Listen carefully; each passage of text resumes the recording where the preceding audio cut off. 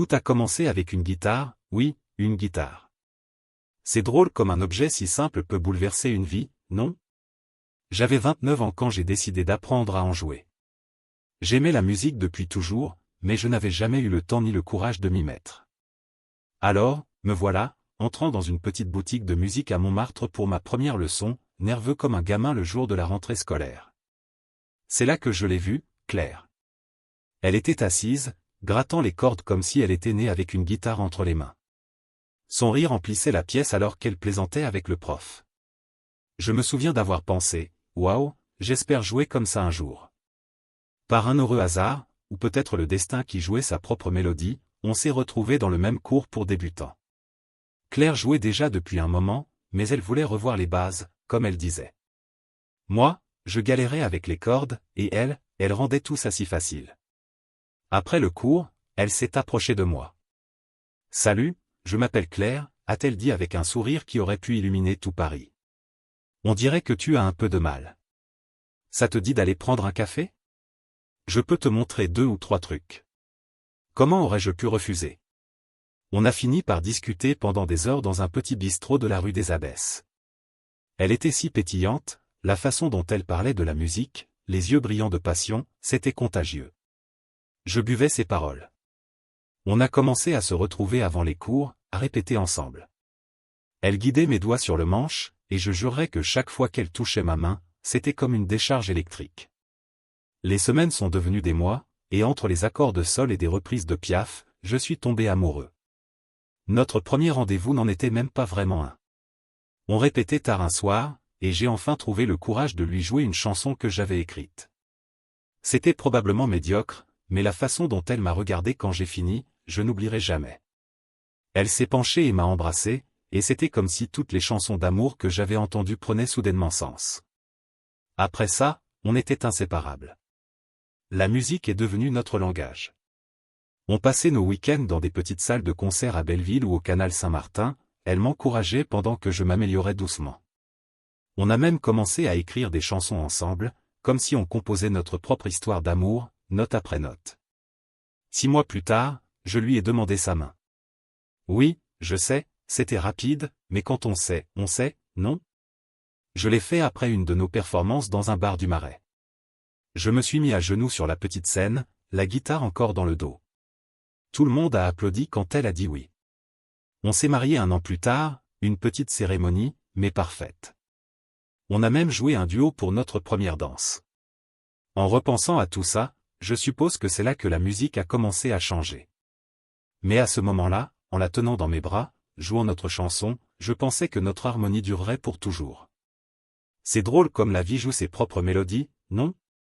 Si seulement j'avais su ce qui allait arriver. Mais restons là pour l'instant. Disons simplement que parfois, les mélodies les plus douces mènent aux dissonances les plus cruelles. Pendant 6 ans, j'ai vécu dans une bulle de bonheur, pensant que j'avais le mariage parfait. Mais la vie a une manière de briser les illusions, n'est-ce pas? C'était un mardi comme un autre. Claire était sortie avec des amis, et j'étais rentré tôt du travail. Je voulais lui faire une surprise en préparant un dîner ironique, non? C'est moi qui ai été surpris. J'avais besoin d'une recette sauvegardée sur notre compte partagé. L'ordinateur portable de Claire était sur la table du salon, alors je l'ai utilisé. En ouvrant le navigateur, son WhatsApp s'est affiché. Je n'essayais pas de fouiller, vraiment, mais j'ai vu un aperçu de message d'un nom que je connaissais, Antoine, un de mes meilleurs amis. Hier soir était incroyable, ma chérie, hâte de te revoir. Mon cœur s'est arrêté. J'avais l'impression de ne plus pouvoir respirer. Les mains tremblantes, j'ai fait défiler les messages. Mon Dieu, les messages. Des détails explicites, des rendez-vous secrets, des blagues complices. Ce n'était pas un coup d'un soir, ça durait depuis des mois. Et Antoine n'était pas le seul. Il y avait d'autres noms, des collègues, des connaissances, même des inconnus. 2 ans. Elle faisait ça depuis 2 ans. Je ne sais pas combien de temps je suis resté là, à fixer l'écran. Des heures, peut-être. La porte d'entrée m'a ramené à la réalité. Claire est entrée, tout sourire, comme si de rien n'était, comme si elle n'avait pas détruit notre monde. « Salut, chérie, t'es rentrée tôt », a-t-elle dit en se penchant pour m'embrasser. J'ai reculé. Elle a vu l'ordinateur, ses yeux se sont écarquillés quand elle a compris ce que j'avais vu. Jean, je peux expliquer, a-t-elle commencé, mais je l'ai coupé. Expliquer quoi, Claire? Que tu couches avec la moitié de Paris derrière mon dos? Que tu fais de moi un idiot depuis des années? Ma voix tremblait. Je n'avais jamais été aussi en colère, aussi trahi. Elle a d'abord nié, prétendant que j'avais mal compris, que les messages étaient sortis de leur contexte.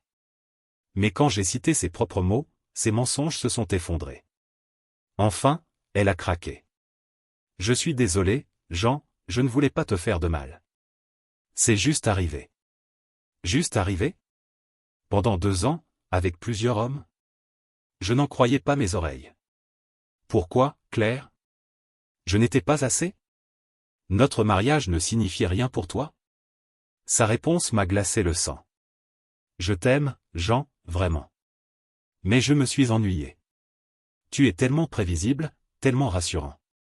J'avais besoin d'excitation. À cet instant, c'était comme si je la voyais pour la première fois. Ce n'était pas la femme dont j'étais tombé amoureux. C'était une étrangère portant le visage de ma femme. J'ai quitté l'appartement ce soir-là, je suis allé chez Marc, mon meilleur ami. Le pauvre n'avait aucune idée qu'Antoine, son propre frère, était impliqué. Il était dévasté quand je lui ai raconté. Les semaines suivantes ont été un tourbillon de douleur et de colère. Claire alternait entre implorer mon pardon et me reprocher de l'avoir poussée à me tromper.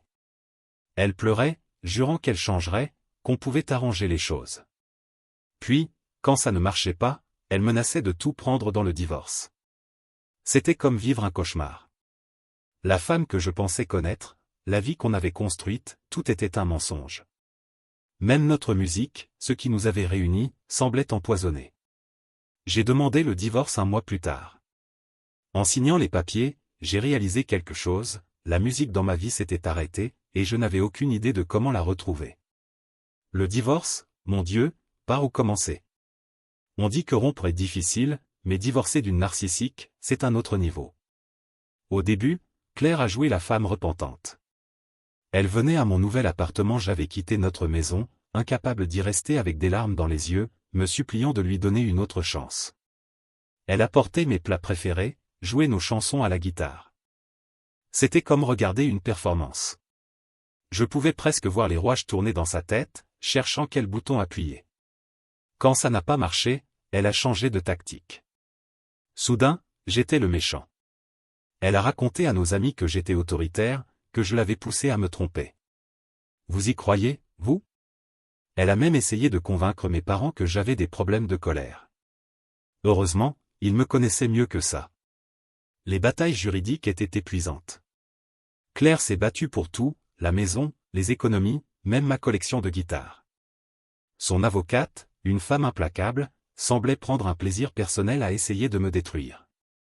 Chaque médiation était comme entrer dans la cage au lion. Mais, bizarrement, ces combats m'ont donné de la force. Chaque fois que Claire ou son avocate essayait de me faire passer pour le méchant, je tenais bon. J'ai commencé à me rappeler qui j'étais avant tout ça, un type bien qui ne méritait pas ce qui lui arrivait. Marc a été mon roc pendant tout ce temps. Il se sentait tellement coupable à cause d'Antoine, même si ce n'était pas sa faute. Il venait avec des bières et des pizzas, me laisser râler ou rester silencieux quand j'en avais besoin. Il m'a même aidé à trouver une excellente thérapeute spécialisée dans les abus narcissiques. La thérapie, c'était dur. Affronter la réalité de mon mariage, reconnaître les signaux d'alarme que j'avais manqués, c'était comme rouvrir une blessure à chaque séance. Mais peu à peu, j'ai commencé à guérir. J'ai vu comment Claire m'avait manipulé au fil des années, comment elle avait érodé mon estime de moi si subtilement que je ne l'avais même pas remarqué. Le tournant est arrivé 4 mois après le début des démarches de divorce. J'étais chez moi, en train de trier de vieilles boîtes, quand j'ai retrouvé ma première guitare, celle sur laquelle j'apprenais quand j'ai rencontré Claire. Je n'avais pas joué depuis des mois. Mes doigts étaient maladroits, mais en commençant à gratter, quelque chose en moi a changé. J'ai joué pendant des heures cette nuit-là, des vieilles chansons, des nouvelles, tout ce qui me passait par la tête. Pour la première fois depuis que j'avais découvert la trahison de Claire, je me suis senti libre. La musique, qui avait été réduite au silence, revenait en force. Le lendemain, j'ai appelé mon avocate et lui ai dit de mettre fin à tout ça. Je me fichais de la maison ou de l'argent. Je voulais juste en finir. Il a fallu encore 2 mois de négociations, mais c'était fini. Je suis sorti du tribunal avec rien d'autre que mes guitares et ma dignité, et franchement, ça me suffisait. Cette nuit-là, assis sur le petit balcon de mon nouvel appartement, guitare en main, j'ai joué jusqu'au lever du soleil. En regardant le ciel passer du noir au rose puis au bleu, j'ai réalisé quelque chose, ce n'était pas une fin, c'était un début. Le début d'une nouvelle chanson, la mienne. On dit qu'une porte se ferme, une autre s'ouvre. Dans mon cas, ce n'était pas tant une porte qu'une fenêtre, et par cette fenêtre est arrivée la personne la plus inattendue. 1 an après la finalisation du divorce, je remettais ma vie en ordre, concentré sur ma carrière, ma musique et ma guérison. L'amour était la dernière chose à laquelle je pensais. Puis, Sophie est entrée dans ma vie. Je connaissais Sophie, bien sûr. C'était la petite sœur de Claire, mais elle n'avait jamais été proche. Je me souvenais d'elle à notre mariage, un peu à l'écart, mal à l'aise. Elle m'avait toujours semblé différente de Claire, plus calme, plus réfléchie. C'est lors de l'anniversaire d'un ami commun qu'on a vraiment parlé pour la première fois. J'avais hésité à y aller, l'idée d'affronter des gens qui connaissaient l'histoire du divorce me terrifiait. Mais Marc m'a convaincu. J'étais là, un peu en retrait, une bière à la main, quand Sophie s'est approchée. « Salut, Jean », a-t-elle dit avec un petit sourire. « Comment vas-tu » Il y avait dans sa voix une inquiétude sincère, pas la fausse compassion à laquelle j'étais habitué. Avant que je m'en rende compte, on discutait à cœur ouvert. Elle m'a dit à quel point elle était désolée pour ce que Claire avait fait, comment elle avait essayé de parler à sa sœur, mais Claire n'écoutait pas, j'ai toujours su qu'il y avait quelque chose d'étrange chez Claire, a-t-elle confié. Grandir avec elle n'était pas facile. Elle devait toujours être au centre de l'attention, toujours gagner. J'étais juste la petite sœur agaçante qu'elle manipulait ou ignorait. En l'écoutant, j'ai vu une lueur de douleur dans ses yeux, un écho de la mienne. À cet instant, j'ai senti une connexion inattendue. On a commencé à se voir pour prendre des cafés. Au début, c'était juste pour parler du divorce, de Claire. Sophie m'a donné des clés pour comprendre le comportement de sa sœur. Mais bientôt, nos conversations se sont élargies. On parlait de nos rêves, de nos peurs, de nos livres et films préférés. Je me surprenais à attendre nos rendez-vous avec impatience. Un jour, environ 3 mois après qu'on a commencé à se fréquenter, Sophie m'a invité à un petit concert acoustique qu'elle donnait dans un café de Saint-Germain-des-Prés. Je ne savais même pas qu'elle jouait, elle l'avait gardé secret, même de sa famille. La voir sur cette petite scène, mettant tout son cœur dans sa musique, a réveillé quelque chose en moi. Sa voix était envoûtante, ses paroles brutes et sincères. C'était comme voir une âme sœur, quelqu'un qui comprenait le pouvoir de la musique pour guérir. Après son concert, je l'ai félicitée et, sur une impulsion, je lui ai demandé si elle voulait collaborer un jour. Le sourire qui a illuminé son visage m'a fait chavirer. On a commencé à écrire des chansons ensemble, chez moi ou chez elle, guitare en main. Il y avait une fluidité dans notre processus créatif que je n'avais jamais connu, pas même avec Claire. Sophie comprenait mes idées musicales intuitivement, et ses propres contributions étaient brillantes. C'est lors d'une de ces sessions, 6 mois après notre rencontre, que tout a changé. On travaillait sur une chanson particulièrement émouvante, nos guitares parfaitement synchronisées. Quand le dernier accord s'est éteint, j'ai levé les yeux et croisé son regard. L'air entre nous semblait crépiter. Sans que je m'en rende compte, on s'embrassait. C'était tendre et passionné à la fois, comme l'aboutissement de quelque chose qui se construisait depuis des mois. Quand on s'est écarté, j'étais à la fois euphorique et paniqué. « Sophie », ai-je dit, la voix tremblante, je ne sais pas si c'est une bonne idée. Tu es la sœur de Claire, et je suis encore. Elle a posé un doigt sur mes lèvres. Jean, a-t-elle dit doucement, je ne suis pas Claire. Et tu n'es plus l'homme que tu étais avec elle. Nous sommes 2 personnes qui se comprennent, qui se rendent heureux. Ça ne vaut pas le coup d'explorer ça? En regardant dans ses yeux, j'ai su qu'elle avait raison. Ce n'était plus à propos de Claire. C'était à propos de nous, de quelque chose de spécial, d'inattendu et de beau. Cette nuit-là a marqué le début de quelque chose de nouveau, une nouvelle relation, un nouveau chapitre. Ce n'était pas toujours facile, nous avions tous les 2 nos blessures, nos peurs, mais avec Sophie, pour la première fois depuis longtemps, j'avais l'impression d'être exactement là où je devais être. Tomber amoureux de Sophie, c'était comme réapprendre à respirer après avoir été sous l'eau trop longtemps. Ce n'était pas prévu, mais parfois, les meilleures choses dans la vie vous prennent par surprise. À mesure que notre relation grandissait, notre musique aussi. On a commencé à jouer ensemble dans des petites salles parisiennes, nos voix et guitares se mêlant d'une manière presque magique. Les gens venaient nous voir après les concerts, nous disant à quel point nos chansons les touchaient. Partager cette connexion, pas seulement avec Sophie mais avec notre public, c'était incroyable. 1 an après le début de notre relation, j'ai su que je voulais passer le reste de ma vie avec elle. L'idée du mariage ne me faisait plus peur. Avec Sophie, ça semblait juste. Je lui ai fait ma demande pendant un de nos concerts. Sur scène, j'avais écrit une chanson spéciale pour elle. À la dernière note, je me suis mis à genoux. Son expression surprise, joie, amour, je ne l'oublierai jamais. Mais bien sûr, la vie a une manière de compliquer les choses. Quand la nouvelle de nos fiançailles s'est répandue, c'était comme ouvrir la boîte de Pandore. Claire, qui était restée discrète depuis le divorce, est revenue en force. Elle appelait Sophie à toute heure, alternant entre supplications larmoyantes pour ne pas voler son mari et menaces venimeuses. Elle venait à nos concerts, faisait des scènes. Une fois, elle a même essayé de monter sur scène pour arracher le micro à Sophie. C'était dur pour Sophie, plus qu'elle ne le laissait paraître au début. Une nuit, après une confrontation particulièrement violente avec Claire, Sophie s'est effondrée dans mes bras. Peut-être qu'on fait une erreur, a-t-elle sangloté. Peut-être que je fais du mal à ma sœur. Je l'ai serrée contre moi, le cœur brisé par sa douleur. Sophie, ai-je dit doucement, ta sœur s'est fait du mal à elle-même, et à nous aussi. On a trouvé le bonheur ensemble, et ce n'est pas mal. On ne peut pas laisser Claire contrôler nos vies.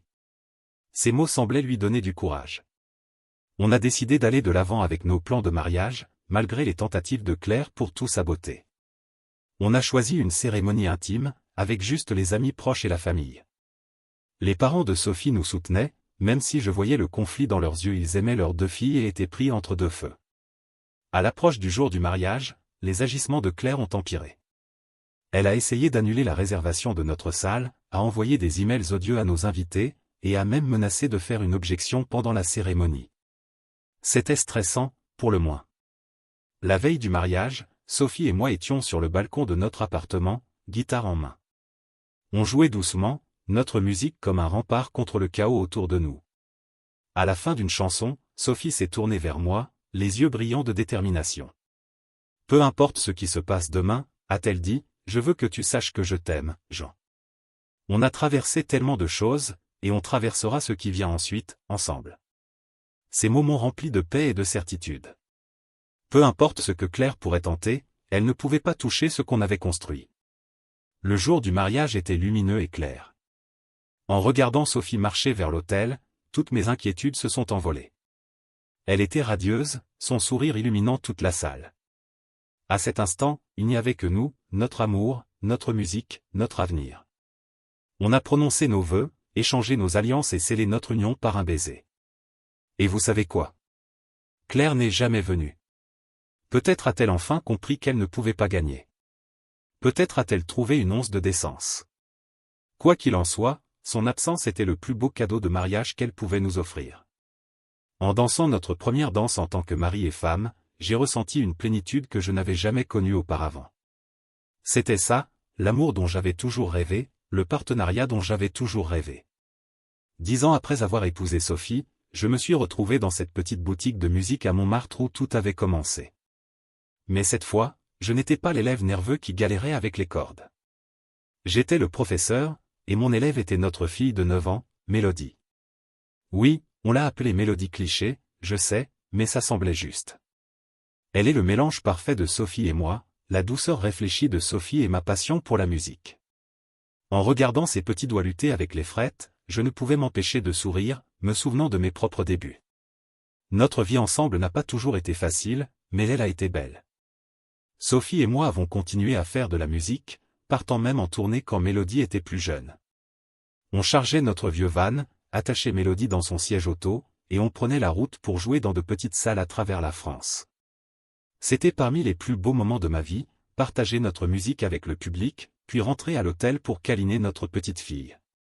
Quant à Claire, elle fait toujours partie de notre histoire, même si c'est compliqué. Elle est restée à l'écart quelques années après le mariage, mais quand Mélodie est née, quelque chose a changé. Elle a demandé à rencontrer sa nièce.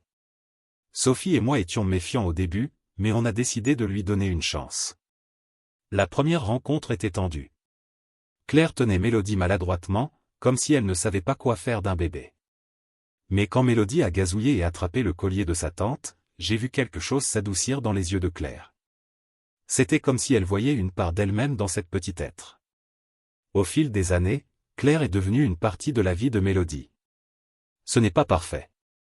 Il y a encore des moments de malaise, des blessures qui refont surface. Mais elle essaie, et ça compte.